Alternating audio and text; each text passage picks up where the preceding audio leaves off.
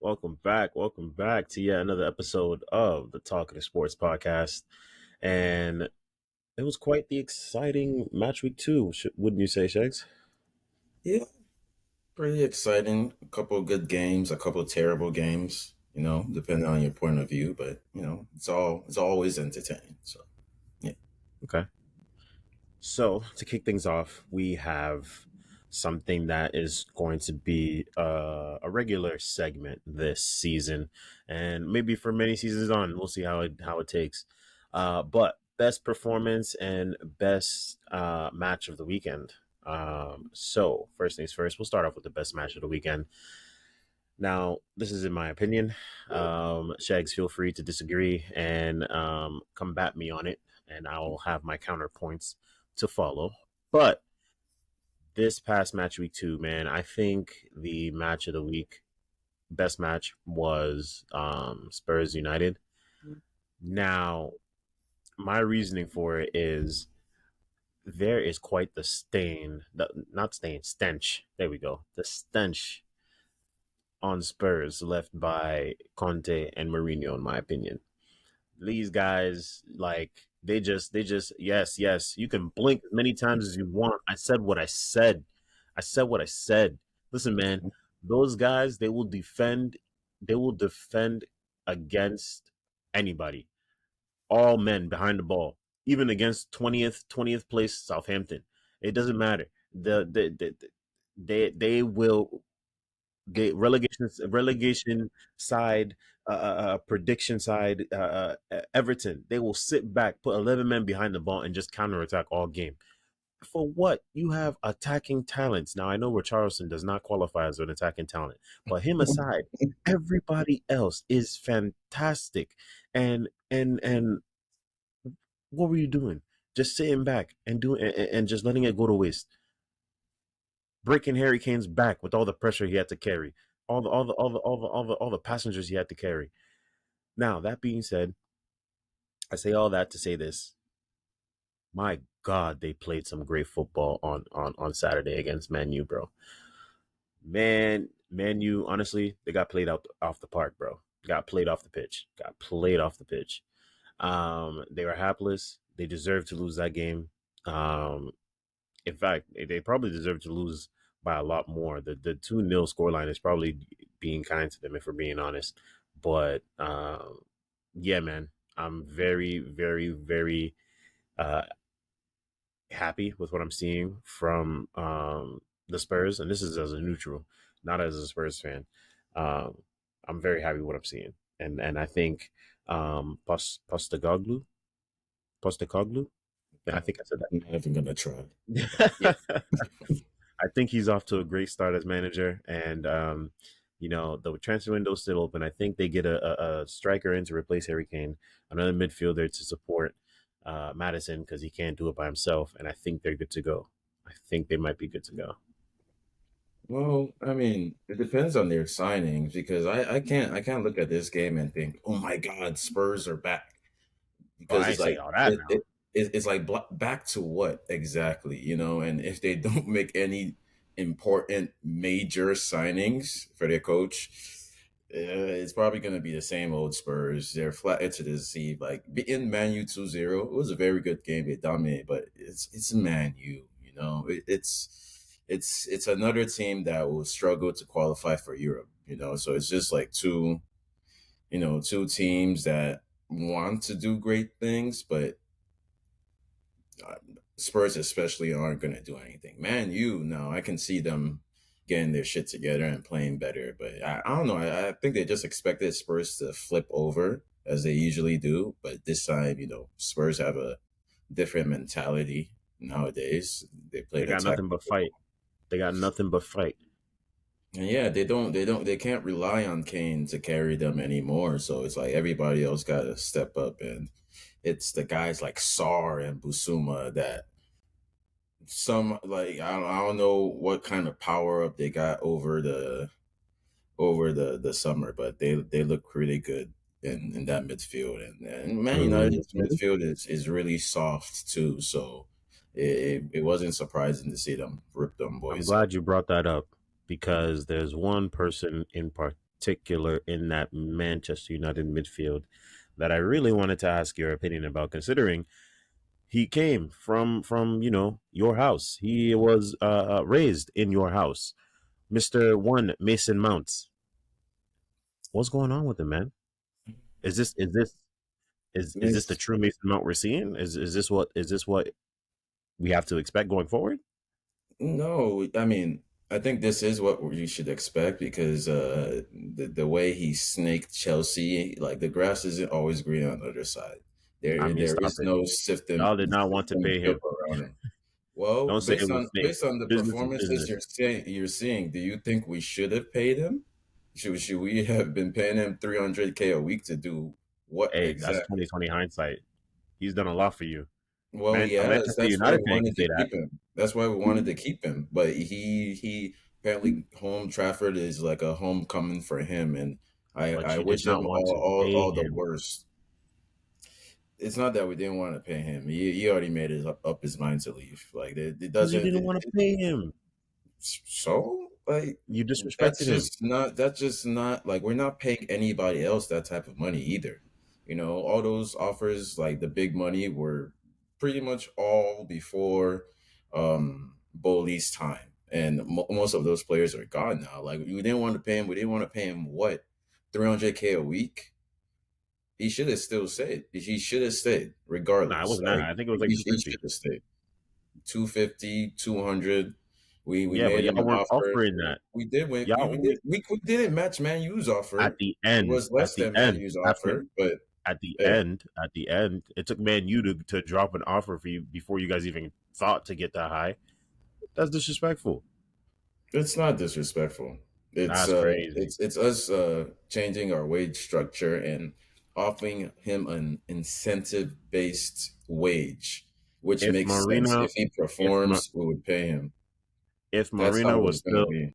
if Marina was still the head of football, would she have gone about this the same way?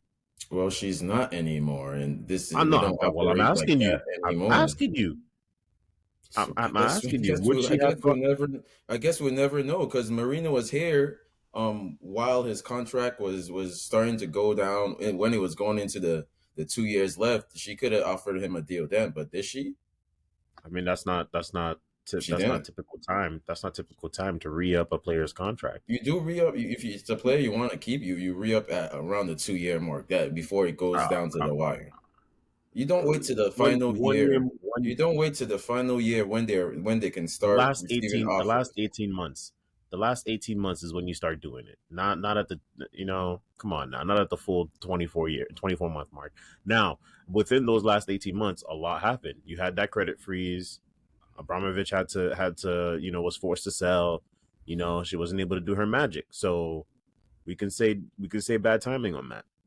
Yeah, maybe it's bad timing. Maybe it's Mason Mount turning into Money Mason and thinking that I just want to get paid because I still don't see any reason why he would want to force a move to Manchester United. I still don't see like if it's a money thing, it's like okay, enjoy the money and enjoy stinking it up and not doing anything of value at Manchester United. He should have stayed and grinded like the So now others. what will you say if they finish above you in the league? Well, I would say that this is a team that has been building and growing for years, and we're just getting started. We're starting from zero, so it's like I don't expect. Well, it's like we can't play a game without getting a long term injury, so it's like I don't I can't even tell you what's gonna happen next. I just hope that we will finish in an European We'll place at this point. we'll get to Chelsea in a second. We'll get to Chelsea in a second. But before we move on to the best performance of the weekend, any last thing you want to say about this match in particular? Um, no, not really. Manchester United got cooked by a better Hmm, team, and hmm. Spurs showed up and put in a performance that knowing Spurs, they'll milk for a couple months, and then they'll realize that they're still somehow in like sixth or seventh position, and they're not really challenging for nothing. Now, one last question I'll ask for you real quick on United side of things, since we know we're pretty good on Spurs. Spurs is in good shape now. For United, specifically Ten Hag, if you're Ten Hag, where is your worry meter on a scale of 1 to 10 right now? Well, it should be he should be pretty concerned right now So because give it a number. 10 being the highest, I would Yeah. say he should have a like a level 7 out of 10 level of concern because Already? he needs to, no, it needs to be high because it's like he can't just think, oh, everything is okay. The last two games were a one off, like what if Nottingham Forest show up on Saturday and decide to ball just like Tottenham did, and then they go to Arsenal, and then Brighton visits, and then there's Burnley. Like they got to figure out how they want to play and how they're going to score goals now, and they can't even turn to their new signing, the striker, because he's still out, and Mason Mount. I don't know what they want him to do. I don't see how they want him to operate in their system because like it seems like everything Mount was doing for Chelsea is what Bruno was already doing for Man U, and now it's just like they have an extra body that's kind of lost and being, don't know if he's a CM or a DM or AM. He doesn't really have a clear role at Chelsea. It was okay because when he was good, it was just vibes. It was just vibes football. Like he would just get the ball, make something happen, and just drift around. But like now, he needs a set role. You need to protect him and make him look good. At least get him doing something that works and that works with the rest of the team. Because I'm not sure he doesn't know how to play with his teammates yet. So Tanag Fair needs enough. Fair enough. he needs to work hard right now and fix it before it's too late. Fair enough. And I was acting surprised, but I'm only off by one. When I compare mine to you, I'm not as quite as high. I'm at a 6, and I'm at a 6 because for the Nottingham Forest game, I'm expecting some changes. Word on the street is Anthony Martial should be fit for that game.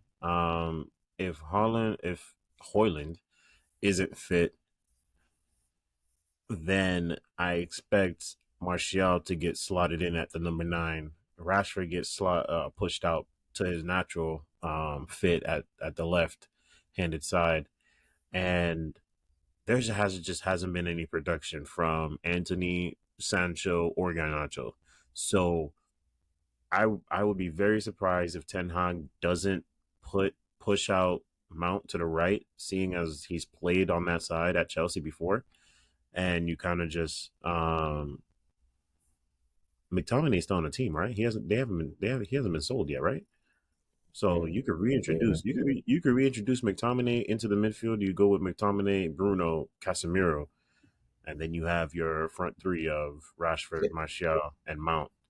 So I'm expecting something along those lines. I don't know if that'll be the exact midfield, but that front three, that's what I'm expecting to be out there. If Ten Hag is trying to save this poor start. And that's where we'll leave that. Moving on to the best performance of the weekend. This one doesn't really go to a team this week, although it can on other weeks. But it was just one player, and this might be a bias that I have. And if it is, bite me. But I gotta give it to my guy, my star boy, Phil Foden. My goodness. So Manchester City played against Newcastle, and when I tell you Phil Foden turned into Phil Silva, David Foden. I don't care what you call him. The man was David Silva esque. He commanded the midfield like David Silva used to do, both with hair and without hair. That guy was both versions of him. I'm telling you, the way he would just mm, XL his turns after passes. The man, yo, that the turn into the first touch off rip just takes out a defender. and he always keeps his head up. The number of times he put Haaland through, and Haaland just decided to leave his shooting boots at home. The man should have had a hat trick of assists. Let me tell you something. But best performance of the weekend has to go to Phil Foden, and that's all I got to say about it. If Um, it's a bias, it's a bias. I think you are a little biased, but I'll You give my hate it. props to Foden. He did have a really good game. That's why I told you, like, complaining about how Gundogan and what's his name, Mars is gone. You have Phil Foden there, and he can play on either wing. Doesn't matter if you think he's a left midfield, right midfield. He'll get the job done. But I mean, I good told you he performance could from slot him. in. I told you he was trying to slot in more in the midfield this season. He said that Yes, going in. well, he can play on the wings too. That's the good part about him. He's versatile. But I think the true greatest performance from the week was probably from Brighton and Sully March. Like I really like Well, yes, I really like how like didn't he come well off the bench? they're playing. I don't remember if he came up, but I know he scored 2 goals. So, and the Yeah. Brighton machine So, is marching on. Maybe I should have had them a little higher, but things change week by week, and we have a couple of teams that are sort of setting the pace early on, and then you have other teams that are just stinking it up in the Premier League. So it's like, yeah, I like your respect the own. field. Yeah, like my very own Chelsea. All right, all right. I won't be too mad. I can't be too mad at you for picking Brighton. They have been looking fantastic. Everybody is already in midseason form. It's absolutely crazy, absolutely crazy. And you're right. I definitely should have had them a bit higher. Now that I think back, I don't think I included them in my top six, which was definitely a mistake on my part.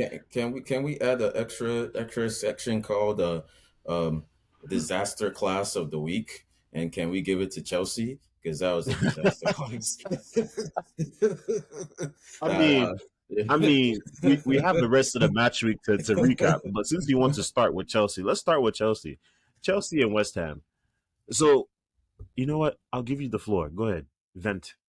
Man, this is yet another week where Chelsea should have easily won this a game, and this Nah, I won't time say they easily decided now. to stink up the pitch even worse than they did against Liverpool. Well, I wouldn't say they stunk up the pitch against Liverpool, You. but they definitely stunk it up at West Ham because like there's absolutely no reason why Enzo Fernandez should be taking penalties. I'm like, every other team, they have their attacking players and strikers and wingers taking penalties. Why is Enzo taking penalties for Chelsea? Did Like, Poch actually tell Enzo to take the penalty that match?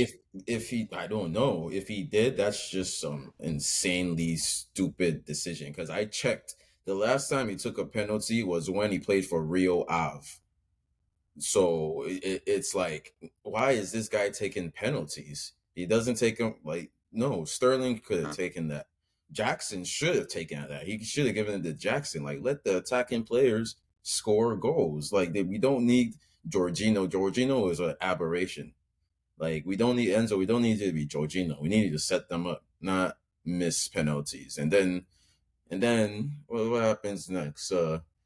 They go up 2-1. They get a red card, and we still somehow manage to concede another goal. Caicedo comes on. The roasting sessions.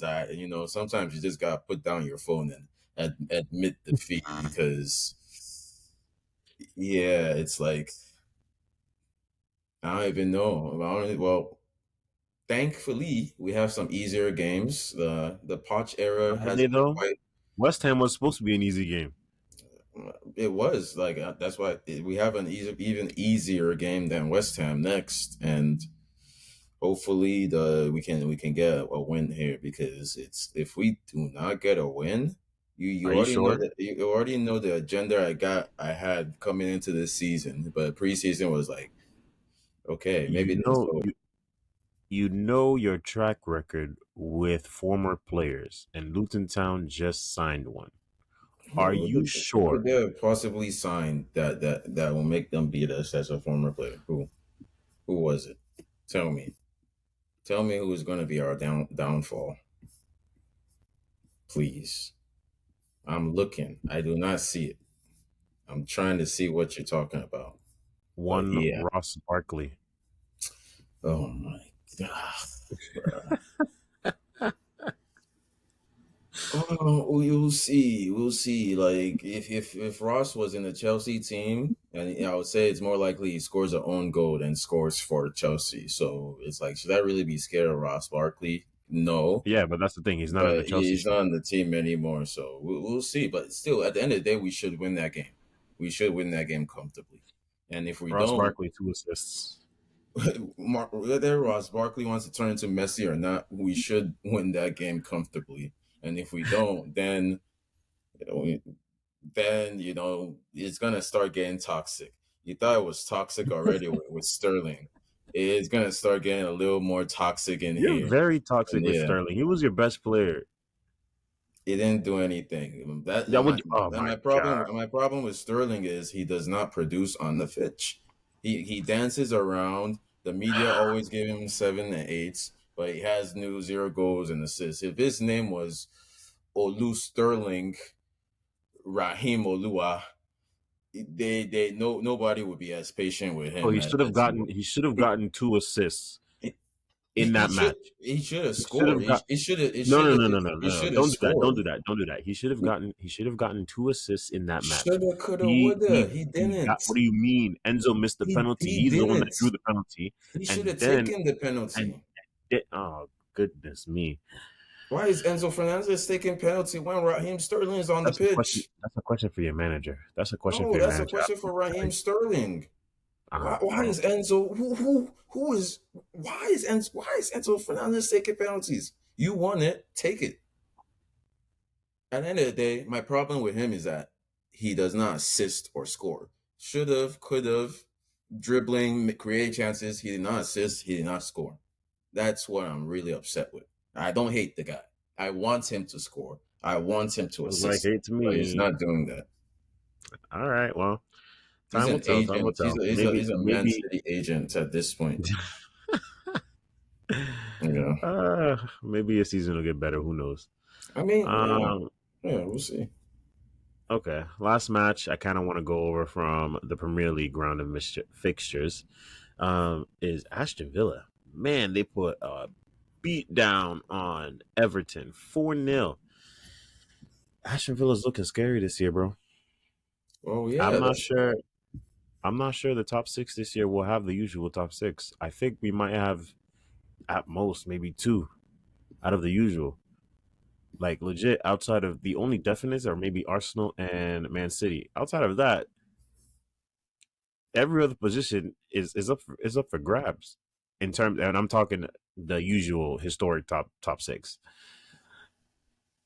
well. I mean, like I said, after the first week when they lost to Newcastle, I said they're gonna be okay. They're gonna be fine. They ripped apart Everton like they should, and they are gonna just keep getting better as the season goes on. Talking about the traditional top six. Ooh, well, I never thought the top six or big six was ever about position. It's about like how big you are as a club, like the six biggest clubs. So, Nah, like bro. Position now also that fits.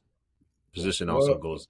For me, position has to go hand in hand with that no, it doesn't. No, because it doesn't. how you But look since if being. you look at their average finishing position over the last couple of years, that's where you get the big six from.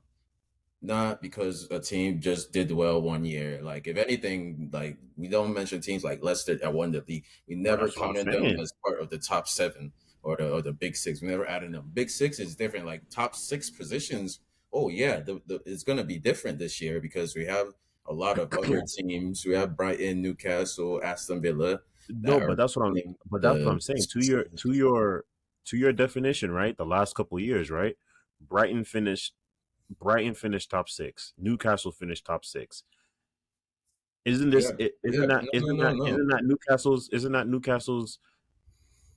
This season will be Newcastle's third season in a row finishing top six if they finish top six. No, I don't think they finished. Did they finish top six last year? last year, Not yeah. this past season, but the season before.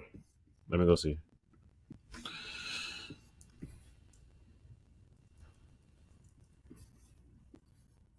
No, Newcastle finished 11th.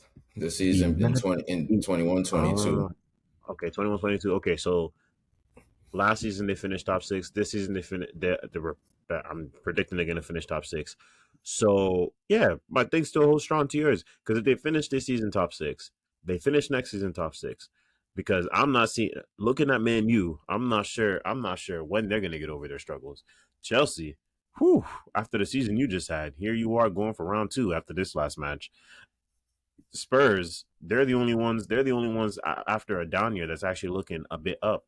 Liverpool, my goodness, they might have found a whole new level to trouble. Luckily enough, they were still able to take the win despite the red card, but still. I'm saying though, like you have to finish in the top 6 or 7 consistently for years before you start comparing. So Like how this top many? 6 thing has been it's been a Premier League thing that has developed over 2 decades now. You don't just So finish in the before, top 6 one time and then you're so like, oh, the top 6 is gonna change. No, maybe when they get so to it, let them be as big as Tottenham first, and then man says Tottenham. So yeah, yeah. before you could start considering to be in trouble, how many years does it have to be for you for them to finish top six consistently for it for you to consider places to be in trouble? Because you said it's years, so put a number to it. How many years? How many years? Well, the other teams have proved themselves over a period of 20 years. So let's give them let's see if they can finish in the top 6 for 5 years in a row first before we Okay, start now calling we're them being realistic. a Five. big Okay. team. Yeah. Okay. Okay. Like Five. That's fine. let's see how they do in the long term rather than awarding them the title of a Big Six team after one good year. So yeah, Okay. Five. No. No. no That's point fine. rushing That's fine. into it. We can match it up. I will keep track. I will keep track. And now we come to quick hits. First things first. Women's World Cup champions have been decided this past weekend, and congratulations to Spain. Um, those girls played one heck of a tournament. Let me tell you something. Yeah, And now they're champions. They beat out England in the final. It's never coming home, England. I want you to understand that. It's never coming home. it's crazy. And yeah, congrats to Spain. Yeah, the girls from Spain, they definitely deserved it. I actually watched that one. They controlled the game, they scored, and after that, England struggled to get back in. Yeah, they got the penalty, and yeah, it just seemed like a routine routine thing. Like England didn't really threaten them too much. They had their opportunities, but it went to Spain deservedly. The only blip they had was against Japan, who absolutely cooked them. But after that, they were never in danger of losing at any time, like moving forward. So yeah, it's like Last thing, congratulations to Spain. last thing I'll say on the match is, I really do think the red card and suspension that followed to Lauren James really messed up England because up until that point they were really starting to go on a roll, and you know what these kind of tournaments Mhm. are like, especially when you get to the knockout stage. Both the Euros, the World Cup, whether it's you know uh, the Europa League or the Champions League. Once you get to the knockout, if you have a team that just gets on their run at the right time, go Kind of ahead and take that unstoppable at run all that the way to point. the finals. And Lauren James, I think, really was starting to hit her run, and then boom, the red card, the suspension. She sat out those many games, and then even this final, she came off the bench. So the rhythm definitely wasn't there, and I think England paid for it in the end ultimately. So hey, Yeah. kudos to Spain. They played a great game. Harry Kane made his Bundesliga debut this past weekend, and what a debut it was! I believe Bayern beat who they play? I know they beat them 4-0. Yeah, who did they See here, right? They beat those. They beat a Werder Bremen 4-0 Yep, away from home. 4-0. And Harry Kane got himself one goal and one Mhm. assist, an assist to Leroy Sané to start off the procession of goals that ultimately followed. Um, yeah, I think it was a great performance, great start to his career. I think he offers a different type of look than Lewandowski. Lewandowski stayed up. I mean, he did drop down and definitely helped the link up play, but definitely not as much and as elitely, for lack of a better way to put it, as Harry Kane does it, because that's actually what Harry Kane does. Whereas it's something that Lewandowski is good at. That being said, you can during the match you definitely saw that his team around him has to get used to his play style. Definitely have to learn when to time the runs, especially when he gets deep and gets a ball deep in the midfield with his back to goal.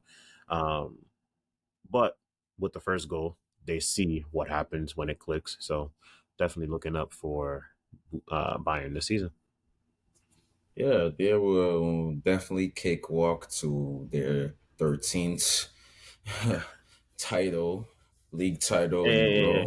It's Nothing first league special title. about First league title. Harry Kane their wipes the slate. their Harry Kane wipes the slate. their 13th league title with Yeah. plus Harry Kane. They'll cakewalk. The question is, can they win a trophy that actually matters, like the Champions League, which should be of course Harry Kane will finally collect a trophy, but like I don't think I so don't I, so what Bayern they will be their 13th league in a row. So it's like, can they win the Champions League though? Well, that's what they should be aiming for to win, because we I all know think what's going to happen at the end of the season. They're just going to lift another one, especially now I that they have Harry Kane. I definitely think they're going to win the Champions League during Harry Kane's time at the club. However, I just don't think that's going to be this year. Honestly, I don't think they will, but we'll see. I think you can take a man out of Spurs, but you can't take the Spurs out of a man. Well, So I guess time will we'll tell. see. See. Let's move overseas now. Well, not really overseas, I guess. Yeah, now that I think about it, not really overseas. But anyways, on Overseas. the way to La Liga, let's discuss the fantastic start of one Jude Bellingham. That is two games, three goals. He got two goals in this past game, this past week, and he is filling in quite nicely into the team. And Benzema, who Yeah, you got Bellingham balling out, and yeah, I guess I'm happy for him. I still think they need to put in a bid for Mbappe, and then they will be basically unstoppable. But you know, it's Madrid, man. Who did they beat? Like, this is another team where it's like at least they have competition in Barcelona, but it's like, yeah, do they good though? for them. Good for them. I mean, Barcelona defending champs.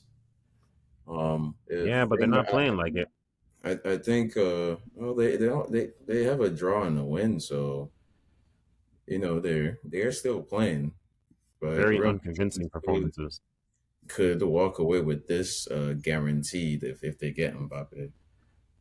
Yeah, Hmm. it's just another like, you see how the big teams always struggle, only really struggle in one league, and that's the Premier League. But everywhere else, it seems like they do what they do. They just win, and the competition can't compete. Like, of course, Bellingham is balling out against Almeria.